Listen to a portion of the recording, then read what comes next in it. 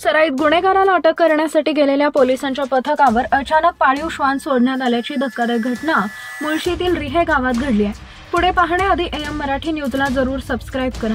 तर मंगेश पालवे वय वर्ष 32 त्याच्या विरुद्ध महाराष्ट्र संघटित गुन्हेगारी नियंत्रण कायद्यान्वये कारवाई करण्यात आली होती।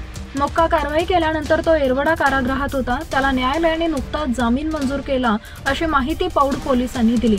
आणि शनिवारी पालवेने रिहे गावात त्यानेच एकाला पिस्तुलाचा धाक दाखवून त्यांच्याकडील 11,000ची रोकड लुटली होती। याबाबतची माहिती पौड पोलिसांना मिळाल्यानंतर पोलिसांचे पथक रिहे गावात पोहोचले। पोलिसांना पाहताच पालवेने त्याचे पाळीव श्वान पोलिसांच्या अंगावर सोडले।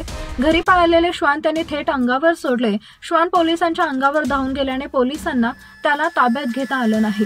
त्यानंतर पालवेने घरात जाऊन खिडकीतील काचेने स्वतःवर वार केले। बिअरची बाटली डोक्यात फोडून आत्महत्येचा प्रयत्न केला। पालवेच्या श्वानाला पकडण्यासाठी पोलिसांनी वन विभागाला माहिती दिली। पोलिसांनी पालवेला शरण येण्याचं आवाहन केलं। शरण न आल्यास गोळीबार करण्याचा इशारा पोलिसांनी दिला। त्यानंतर पालवे पोलिसांना शरण आला।